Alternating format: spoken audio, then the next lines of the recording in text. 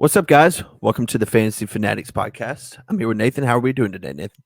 I'm doing good. How are you doing, Spencer? Pretty good. Today we will be doing the running backs. You can check that out on our website at thefffanatics.com. Also check out our Twitter, the FF Fanatics 3, and check out our YouTube, The Fantasy Fanatics, where we will be posting daily throughout the week on some waiver wire pickups, weekly rankings, maybe some hot takes with Robbie every now and then. This is week one. Yeah, week one. I'm ready. How about you? I'm so pumped. We got our first game on Thursday coming up. This is being recorded on Monday, so if anything happens in between here and Thursday, our rankings may change, but it'll be after this video has been made. So check out our Twitter in case anything changes. All right. Well, let's go ahead and start off with the number one running back. No question. He's facing the Jets too, which is a great matchup. Christian McCaffrey, he's a stud. Is there any defense he could be facing where he would not be number one? I would say the Rams, and then it would have to take like Dalvin Cook to be facing like the Raiders. Think so? So it's got to be something crazy? Because I think McCaffrey, unless something crazy happens, is going to be my number one almost every single week. Yeah, or maybe he's facing like Washington or the Rams. And then it would have to be a really good matchup for like Kamara, Cook, or Henry. Yeah, I could see it. Or just somebody to break out this year. Yeah. If we're talking about guys who can move up to that number one, who are some guys, besides Cook, Henry, Kamara, McCaffrey? I honestly, on this list, you got 1 through 14 here. Every single one of them has a chance to be RB1. Every single one. I would think every single one besides Joe Mixon. He's going to have the volume. If he stays healthy and plays well, I don't see why he doesn't have at least a shot. Let's scroll down a little bit and see if there's any more. No, I think 14 is where it's cut off. I think 14 is where it's off. Yeah, Raheem Moster's going to be sharing the backfield at one point. Chris Carson, I don't think he really has it to be RB1. I think this range, their upside is like maybe just outside the top 5. Like that's their ceiling. What about Clyde? Nah. You don't think so? He's got like just outside the top 5 upside, but I don't see RB1 upside, like the RB1. Okay. All right. Well, let's get into RB2. We both have it unanimous there. We have it unanimous all the way down from Derrick Henry at 3, Alvin Kumar at 4. Mm-hmm. Not really much explanation. That's where we rank those guys coming into the season. Mm-hmm. And they all have so-so matchups. So, Just to clarify, this is half point PPR rankings, just so we can kind of meet in the middle of everybody's formats. All right. And this is where our first disagreement starts. Aaron Jones, I have him at 5. And then, you have James Robinson at 5. Mm-hmm. Is it just because he's facing the Texans? That's a massive part. ETN being out, obviously going to boost his stock. Is it the only thing? Is it a Carlos Hyde revenge game against the Texans? I don't think he has the chance of being RB5 weekend. I don't know. That's one of those guys I was kind of going to say to be an RB1 just because I think last year he may have. To be the RB1, you think? Yeah. I hate to say this, but May of last year, he had the perfect situation. It was Gardner Minshew, not a good quarterback. So every time he would dump it off to him when it was a pass, and then they would just feed him during the games. Now they have Trevor Lawrence, Marvin Jones, Laviska Shenault's in his second year, and DJ Chark is healthy. He's kind of healthy right now. I don't see. I mean, I have Robinson at 9, and that's a bit optimistic that I have him at 9. If he was facing somebody like Green Bay, I'd have him all the way down at 14 to 15. Yeah, I could see that. I think playing Houston definitely has a big role in his ranking. Why I have him so high at 5. I think as far as the season long, we'll just touch on real quick. I think he is included in that group of players. He's got the number 1 rank potential just because the offense is going to be better than it was last year. So if he still gets his opportunities, got more chances for touchdowns. And it's just, I think he's going to be the guy. Last year he was RB5, I think, on a points per game basis or total points, one of the two. Yep. So he's been up there. I don't see why there's any reason why he couldn't be. All right. Well, let's go down to 7. Nope. 8. or I did see where we skipped over Chubb. We had Chubb, both of us ranked him at 6. He is going to be in a, I think, like I said last video, I think it's going to be a shootout against Kansas City. He's not the workhorse guy, but it doesn't really matter. He's that good. Running behind probably the best O-line. Well, even though he's not like a workhorse, he's still gonna get plenty of work. Like the workhorse in the Cleveland offense would be getting like 30 touches, like 30 plus, because that's how much they gave it to. It's just they so happen to have 2 guys, so yeah, he's essentially got like a workhorse role. Okay, all right, and right below James Robinson, we have Jonathan Taylor against Seattle. I mean, that's not. That's a pretty good matchup for him. Why do you have him at 9? Just you like Zeke better than him this week. The only reason I ranked Zeke below him is because he's facing Tampa Bay. Yeah, I've got Zeke one spot ahead because I think it's going to be a shootout with Tampa Bay. I think the defense it's going to be good against Dallas, but I think with Dak back, that offense is going to be clicking. And the other thing with Jonathan Taylor is I think Seattle's defense might surprise people this year. I think it's going to be better than people are expecting.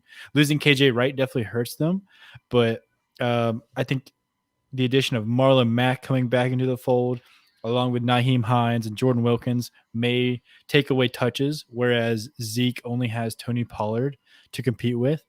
And I think Seattle's going to be up ahead of Indy, and so they're gonna have to throw more, as I do Tampa Bay against Dallas. But I think Zeke will be used in the passing game more than Jonathan Taylor will. That's my thinking. And some news I just got right now is that Curtis Samuel, he was in an interview and they asked him if he would be playing on Sunday, and he said, "I don't know. We will see." Yep. So just a little update there. If he's not playing, would you touch Antonio Gibson? Would I touch him? What do you mean? I mean, would you move him up? Would you move him down? No, I keep him there. I don't think Curtis Samuel impacts Antonio Gibson that much. Do you think it moves J.D. McKissick up? No. So you think it's still... I think they're pretty set, yeah. I mean, Curtis Samuel's a good player. I think it's just going to be kind of a plug and replace kind of deal. McKissick may see the field a little more. You may see him in the slot. I think I would move McKissick up a little bit. Yeah, maybe a little bit. But Gibson, it's hard to put him above guys like Saquon or Zeke or Taylor or Eckler for me. Yeah. Speaking of Eckler, he's one of the most,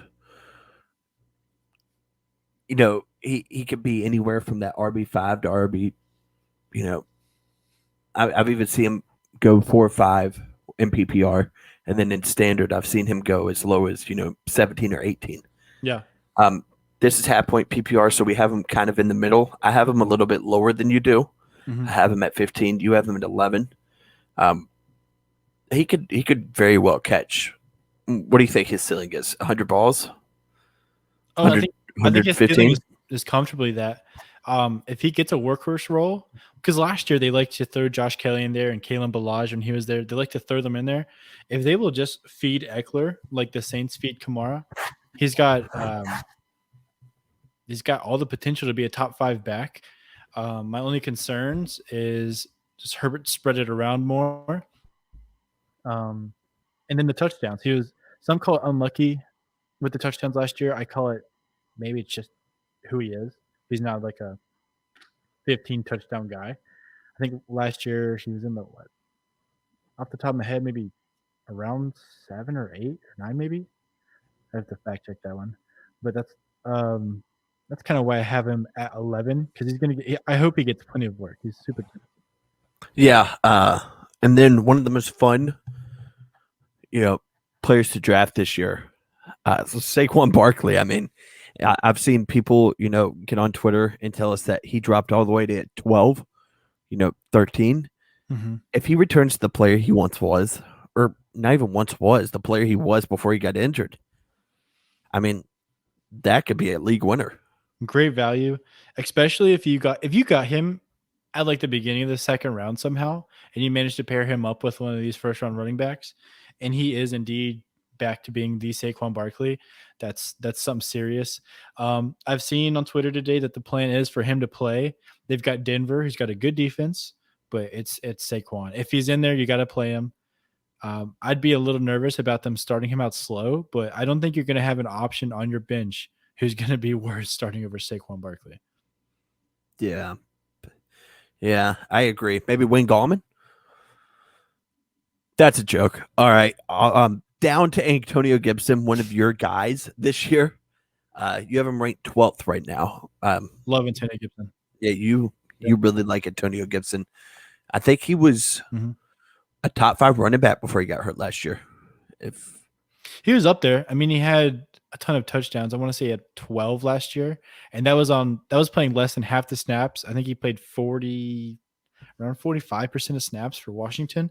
So if that goes up to 60 or 70, and they got rid of Peyton Barber, who was cutting into his snaps. I don't think the touchdowns will. I don't think he can repeat what he did last year touchdown wise. I think he easily can, because Fitzpatrick is going to improve the offense. They had Curtis Samuel who's going to improve the offense. And then I think he's explosive enough and very, very fast to have those explosive 50, 60-yard touchdowns. Not every week, obviously, but here and there. And that's only going to help him. And when they get around the goal line, he's big enough to where they can feed him. All right, down to Raheem Moster. This is one of our biggest disagreements. I have him at 11. You have him at 17. Yep. The reason why I have him so high is he's facing Detroit. Sure. I expect them to get up early and, just pound the ball. And Raheem is the guy back there right now. Yeah, my only reservation is Trey Sermon, obviously, if they're going to try and get him incorporated in the offense pretty quickly. And also, they've got plenty of receiving weapons with Ayuk and Samuel and Kittle. And there's a lot of talk about Trey Lance, a lot of talk about Garoppolo, because in the preseason, when they got around the goal line, there were some packages where Trey Lance was in there and he's running the ball, so that may vulture from Mostert. Trey Sermon may vulture from Mostert, but it's a great matchup against Detroit. I think he's a must play. I could see him going for 140 and a touchdown. I can see it. I think that's definitely in the realm of possibilities. I think he even has the chance for that 80-yard, 90-yard touchdown. Oh yeah, Duke can fly. He's got some wheels. Yeah. If they come out, give him, 15 to 20 touches this game, I would rank him around the same spot as I would this week. I mean, you might have a steal with Raheem Moster if they want to feed Raheem Moster. Yeah, everybody's wanting to say that Trey Sermon is going to come in and eventually take over that lead back, but people forget just how good Mostert is. Like he's got all the attributes to be a feature back. Only problem is health. Yeah. Yeah, that's the only thing, and that's what holds a lot of players back. But I cannot hear that and not think about watching him that game where he went to hold himself up with his arm and it just turned into a pretzel, and he snapped his arm. I do remember that. I felt that was such a bad feeling because he was just breaking out and then that happened. But hey, he managed to keep his breakout going. That's when San Francisco had like 8 good running backs. Yeah, when he was like their 4th string and everybody was getting hurt, and that's how he got in there. And then he was like, well, they're getting hurt. I might as well snap my arm. Yeah. So. All right. So Chris Carson, I have him at 16. You have him at 15. I'm just a little scared. What if they go back, to running the ball like they did, weeks 8 to 17 last year? I just don't think that's the case, especially against an Indianapolis defense. And if the offense in general throws the ball more, it does bode well. I think it does bode well for Chris Carson as well. Even though his rushing attempts may go down, he's going to be the main receiving back. He's very underrated, and they're still going to go to him around the goal line. He'll get plenty of carry. He's a real workhorse. Do you think the Indianapolis matchup is going to scare people off from starting him, or is he? Oh no, he's still startable. You're good. I mean, anywhere from that, probably. Running back 25 and up, I think you're starting any of those guys. And then you get down to like Josh Jacobs, Kareem Hunt, and Ronald Jones here. Kind of just, Yeah, where you may have somebody on the bench who's got a better matchup. But yeah. So moving on, next is Miles Sanders. Philadelphia is traveling to Atlanta this week. I think that's a juicy matchup for Miles Sanders, especially if Atlanta can have a competent offense like we think they will, and Jalen Hurts also plays good for Philly. How do you think that bodes for Miles Sanders? He's such a boomer bust player. I think we were talking about this. If he doesn't break off a 90-yard touchdown, then do you trust him really? I mean, It's a tough one to rank because we put him this high based on his talent and his potential. If he can be more consistent and keep Boston Scott off the field a little more and stay healthy, he's got RB1 upside. I think right now he's a mid to high RB2. And if he can develop a good connection with Jalen Hurts out of the backfield, it should be fine. I think Atlanta's going to be a very good game to see how this duo works. But I believe in Miles Sanders. It's just consistency he's looking for. All right, and on to Clyde Edwards-Helaire. I have him at 22. You have him at 16. Pretty high on him. Yeah, I mean, any running back in the Chiefs offense deserves to be around bare minimum RB15. The only reason I have him at 16 is Cleveland's defense is really good. And Clyde has struggled against better defenses here and there. He's super talented, very quick. Not the fastest guy in the world, but he's great on the backfield as well, even though they got Jerick McKinnon there. He should still see plenty of work.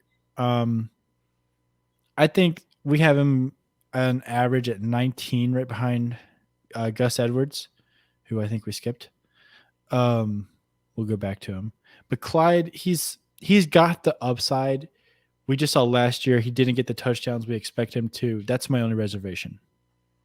Okay. And then talking about Gus, he's just going to kind of be a volume guy.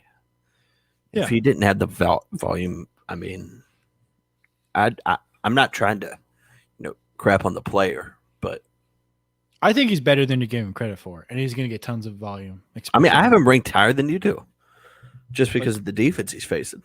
The only thing that holds him back is he's not going to get much passing game work, but the Raiders, it wouldn't surprise me if he falls in the end zone once or twice. Like I would fully expect it. And I don't think he's the goal line back. I think Lamar. I think Gus Edwards will outscore Lamar in touchdowns this year. Oh, rushing touchdowns. Yeah, rushing touchdowns. Because Lamar had how many last year? I would think so too. I would say Gus. How many did Lamar have last year? I'm not sure. 7 or 8? But I would guess both of them would have around 11 or 12. Wow, 11 or 12 for Lamar. That's some crazy. I think that's optimistic for both. I don't know. I mean, they're going to be relying on the running game a lot, so who knows? All right, well, off to David Montgomery. Our running back 20 this week against the Rams. Tough matchup. Rams defense is very good with Aaron Donald and Jalen Ramsey. I think he's relying on volume against that defense, and for sure. Some passing game work. I mean, if he was facing an okay defense, I'd have him right there with Raheem Moster and Chris Carson. But I mean, that is just not that is probably the worst matchup you could get week 1. And also, I think Andy Dalton instead of Justin Fields is going to bring his value down a little bit. I think once they eventually hopefully make the switch to Fields, I think that only helps Montgomery because I think that's more opportunity and. Having a rookie quarterback, they're going to want to take some of the pressure off of him with the running back. I would like to. This might be a little biased. I think Montgomery, when Fields comes in, has a chance to get to that RB1. Like a low end RB1? Yeah, in half point PPR. Well, he showed last year that he's got that potential. Because I'm pretty sure he was RB1 in like weeks 12 and on. I would say Alvin Kumar. Just because that 1 week. Yeah. Just because that 1 week. Yeah. But Montgomery was solid. He showed he's got it. But they bring back Tariq Cohen from injury. They bring in Damien Williams. Maybe taking some work from him. Who knows? I mean, it's a big question mark. It's a guy that if you can get in the, I don't know, if you can get him in like the 4th round or 5th round of your draft, if he falls that low, you've got some serious potential value. You could be in our big league. I think I got him at the end of the 3rd. Because did you go 3 RBs in a row? Yeah, I went 3 RBs in a row. Yeah, so you got him at I went Harris, Eckler, And then It would have had to been Montgomery because you would have picked him over Amari Cooper, right? yeah, I picked him over Amari Cooper. Yeah. But If you can get him in the 4th or 5th, I think you're. I would even say the middle of the 3rd. I mean, I wouldn't take him above. I mean, I think I wouldn't take him above. Who would you say? Like someone like I personally wouldn't take him above like Chris Carson or Joe Mixon or guys like that. I think he falls right in behind them, or Miles Sanders even. I think him and Miles Sanders are maybe a toss up. But I was looking on a points per game basis from weeks 11 to 17. Derrick Henry had 23 points per game. Jonathan Taylor had 22. David Montgomery had 21.7. Wow, it's impressive. Alvin Kumar, where do you think he ranked? He must have had quiet. He must have quiet games around the 100-point game he had. Yeah, he was at 5th. Wow, so he must have been really quiet. So no, he was at 4th in points per game. Okay. 4th. But David Montgomery, I mean, was really good. Yeah, he's getting fed. He's getting over 20 touches a game. So at 21st, we've got Mike Davis playing the Eagles. How do you think that's going to turn out? It's a new team for him. They just brought in Wayne Gallman. I want to talk about that. I have him at 19, so I'm higher on him this week. He's facing a not so great defense. Mm-hmm. But I do think Wayne Gallman kind of spoils the Mike Davis party. You think that's a committee? I wouldn't say a full-on committee. I would say touches, as touches go, probably 65-35, 60-40. The only reason Mike Davis was going so high in drafts is off of volume. I mean, no competition. Yeah, exactly. Now Wayne, he was fighting with a fullback and a kick returner. Yeah. And now a legit running back who averaged, I think, 4.5 yards, maybe even 5 yards per carry last year, and has a track record of kind of, getting work in any kind of backfield he's in. Yeah, if we knew that Wayne Gallman was going to get the expected, or I wouldn't say expected, but we're talking about with like the possibly 40% touches or something like that, I would have Damon Harris above him. I'd have Deandre Swift above him. I'd have Myles Gaskin above him. I'd have Chase Edmonds above him. I think he'd fall right in there with that Josh Jacobs kind of range.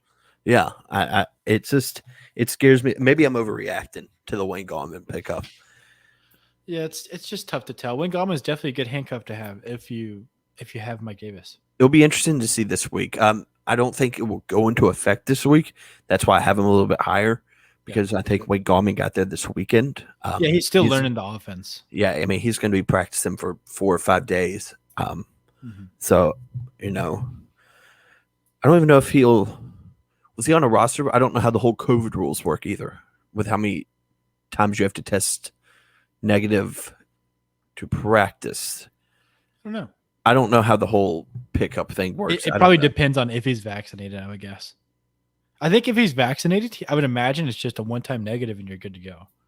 But I think if he was on a prior team before that, then he doesn't have to go through all that. So I don't know. Who knows? Maybe. But off to Damien Harris and Deandre Swift. Deandre Swift, we have him a little bit lower. I have him there because of the injury concerns. I've seen San Fran's defense? Yeah, more of the injury concern, though. I mean, if he was fully healthy, I'd have him around, the Miles Sanders, Gus Edwards range. Okay, I don't think I'd have him quite that high. I think he's in the right area. San Fran's got a very good defense. And then they brought in Jamal Williams, so that's going to be more touches in jeopardy. But Swift's very talented. He's shown that last season. Jared Goff, I'm not a fan of. I don't think he's going to be able to spark that offense like some people are hoping. And it's just going to be a lot of competition, I think, with Jamal. I think that's the main thing alongside San Fran's defense. Do you agree with that, or you think he's going to get fed? I don't think he's going to get fed, but I think he's so good with the limited touches he will get. He'll make it worth it. Okay. What about Damien Harris? Now that Cam Newton's gone? I don't trust Patriots running backs, but I think the only real good one was LeGarrette Blount. I would say Damien Harris is going to be better than LeGarrette Blount. Really? I would like to LeGarrette Blount had an insane amount of touchdowns that one year. Yeah, he led the league in touchdowns. I want to look up something real quick about LeGarrette Blount, but I'll speak on Damon Harris while you look that up. yeah, Damon Harris, Cam Newton going away, it frees up tons of more rushing opportunities. It gives more opportunity and just touchdowns in general because I think Mac Jones is what that offense needed. They needed a real pocket passer. Bringing in the tight ends, Johnny Smith and Hunter Henry, going to open up the offense. I don't think they're any longer going to be able to just stack the box like they were doing last year because you don't it's either Cam Newton or he's going to hand it off to Harris or throw a little swing route to James White. So I think all those factors would be advantageous for Harris this week, especially against Miami, who I think is very good in the secondary, and I think their front seven is not as good as some people say it is. I think they're definitely exploitable. I think a lot of people are sleeping on the rookie running back Ramondre Stevenson too. What about JJ Taylor? I don't think he is really a factor. I don't think JJ Taylor's a factor, but Ramondre Stevenson, I mean, he was really good in the preseason. Yeah. I'm going to pull it up right here. This is weeks 1 to 17 rankings on Fantasy Pros. I don't know why I said that like that, but this is 2016. This was his, I think it said 18 touchdown year. I'm pretty sure he led the league in touchdowns this year. Man, that's just so weird to see David Johnson that far ahead. Look at that list. Yeah. Look at that list. Like how many are still around? I don't think. You got the Saints third string running back up there in the top 15. Isn't that crazy? I'm telling you, Latavius Murray was good. He wasn't good. He was okay. Latavius Murray was good. But let's get back to our rankings. We'll hit on a couple more, and then that should be good for. I want to skip a few. Sure. I want to go to Josh Jacobs. Okay, sure. Like I was telling you, I think he relies on volume. I don't think with that offense, he's running behind the worst offensive line in the league, maybe. And, in games where he hasn't had 20-plus touches or 20-plus carries, he's kind of averaged, I think, around 7 or 8 points per game. Might be wrong there, but it's close to that. Mm-hmm. I know that. I think he's a volume guy. And now with Kenyon Drake there as well. Exactly. That just scary. I don't know what's up with that Kenyon Drake signing. I mean, unless you're going to run him in the slot. That's weird. I don't see it. I've heard some talks about that. I mean, Kenyon Drake's a good receiving back, but is he your slot guy? Yeah. I don't know. I stayed in all my drafts. I stay away from both of them.